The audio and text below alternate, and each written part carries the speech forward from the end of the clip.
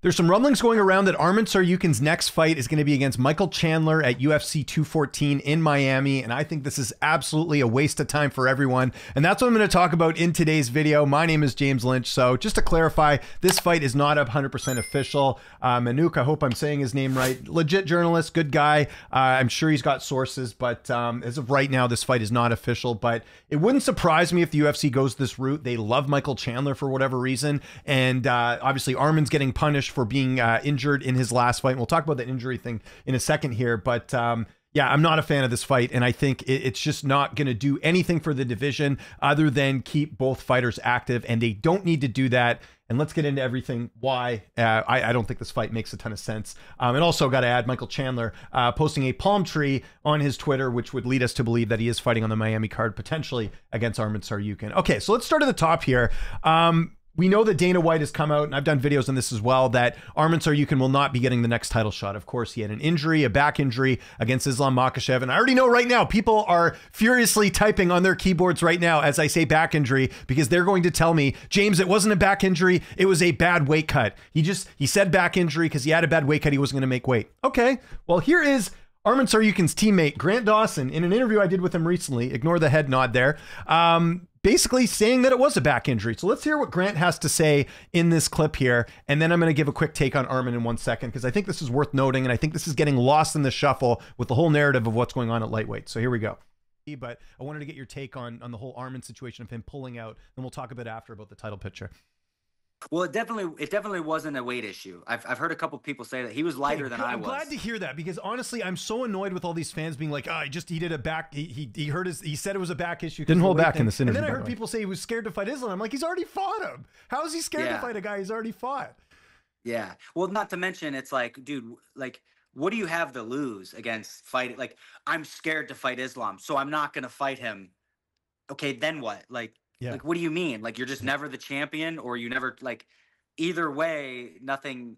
No, it's stupid. No, but he was lighter than I was when we got to fight week. Okay. So I really... Okay, and a couple things. I know there's going to be also people in the comments furiously typing, being like, well, of course Grant is saying this. It's his teammate. Grant and Arman are not like good friends. Like, I've known Grant for a while. Arman trains at ATT. It's a big gym, but Grant's even criticized Arman in the past. Like, they're not good friends. Grant actually came out when Arman was criticizing Dustin Poirier for his performance against Islam or something else. I can't remember what it was. It was something about Dustin Poirier, and Arman made some comment, and Grant was like, no, dude, that you shouldn't say stuff like that. So they're not friends. So people saying that Grant's just saying this to cover Arman, he has no reason to. So I'm going to take his word for it, because I know there's going to be people that are convinced that it was a weight cut and he missed. So that in my opinion, the fight that should be next is Islam and Arman. I think Arman deserves it. It sucks what happened with the back injury, but there aren't really any other great options. It could be Charles Oliveira, who, again, I think deserves the opportunity to fight for a title again, considering he's a former champion and he's performed well in his last couple fights.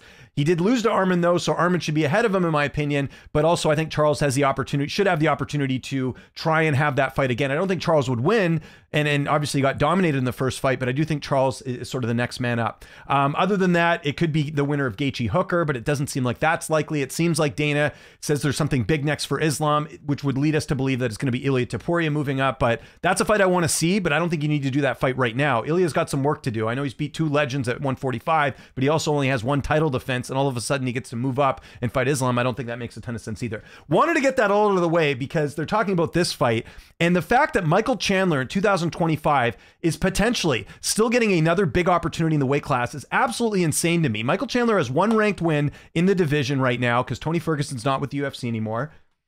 And that one ranked win was his debut against Dan Hooker in 2021, in January of 2021. So we're talking like 4 years ago. He's 1-4 in the UFC. He's been finished in 2 of those fights. He shouldn't be getting big fights anymore. Like, would it be a fun fight? Sure. But like, there's no reason that Chandler should be given these opportunities. His last fight was a #1 contender fight, according to Dana White, against Charles Oliveira, in a fight that he was coming off a stoppage loss, a submission loss to Dustin Poirier, and a huge layoff. And I kind of feel like Dana did that because Chandler waited around for Conor or whatever else. But now you've run out of like goodwill from the UFC, in my opinion. So there's no reason Chandler should be fighting Arman. Arman is currently, I think he's still ranked #1. Yes, he is ranked #1. #1 fighting #7. Chandler shouldn't even be 7. because he's only got the one ranked win. There's fighters here that should be ahead of him, in my opinion. So there's that too. And I just don't. And here's the thing, like, I'm not even like a Michael Chandler hater, if people are going to say that. Like, I've defended Chandler. One of the things that annoys the hell out of me is people talking about Chandler's personal life, the kids that he's adopted, the quotes that he said, people saying that he's like a terrible person and all that. Like, I've defended a lot of that.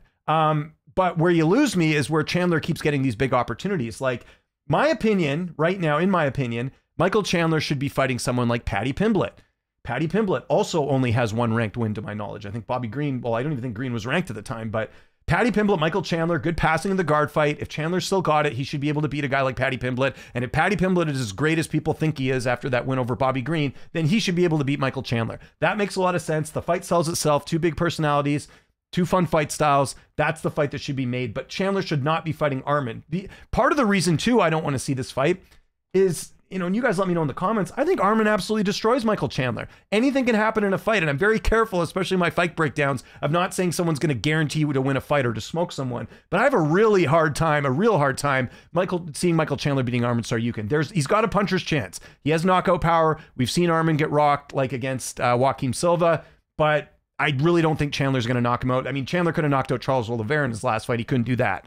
And Charles Oliveira, you know, basically dominated him the entire fight. So, yeah, stop giving Michael Chandler big opportunities. And again, I could be just, you know, yelling at a wall right now because the fight's not official, but the fact that this is even something being discussed and there's people thinking like, yeah, that might be a cool option. It's not a good option.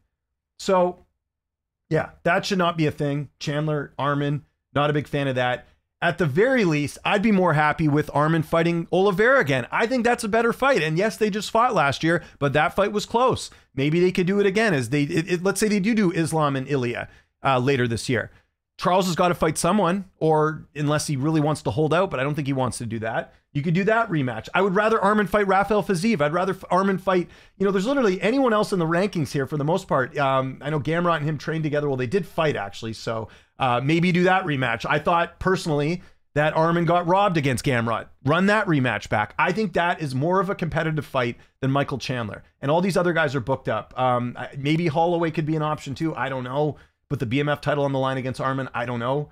But I don't want to see Michael Chandler get another big opportunity. Like I said, it should be Pimblett or someone unranked, or maybe like a Grant Dawson. I don't know, but I just like it just doesn't make any sense to me why Chandler keeps getting these opportunities, other than I guess the UFC views him as good for business. I've talked about this before. I don't think there's any such thing as Dana White privilege. I think it's what's good for business privilege, because that's all the UFC cares about, is making money and you know, making their bottom line good for them. And they must think that, you know, Chandler is one of these people that can do that. Now, again, Chandler fighting on Miami, let's say it's not Arman against someone else. I think that does make sense. Chandler trains at Killcliff. He splits time between, I believe, Nashville MMA and Killcliff. So that would make sense, him fighting on this card. But please do not book this fight. It's a waste of time. I think Arman wins. I think it's just a stay busy fight for Arman. And I don't think Chandler deserves an opportunity to fight the #1 contender in the weight class after losing decisively in his last fight to the #2 guy. How does that make sense? It's like he's losing and moving forward. It doesn't make any sense here, right? Especially since Arman already defeated Oliveira. So yeah, and I'm not a big fan of this, as you can tell. And let's hope the UFC does not put this together. So I want to know what you guys think in the comment section below. Is there anyone that is a fan of this fight? And I would like to hear your argument for why it makes sense. For me, Arman should be fighting, well, like I said, my personal preference is he should be fighting Islam, but we know that in, you know, the actual optics right now, Dana already said he's not getting the next shot. So maybe, you know, Arman and Charles, or Arman and Fiziev, or Arman and someone else, Gamrot. Let's do the Gamrot rematch. That is better than Michael Chandler. Follow me on Twitter, TikTok, Instagram, @LynchOnSports. My name is James Lynch. Thanks so much for watching, and I'll see you next time.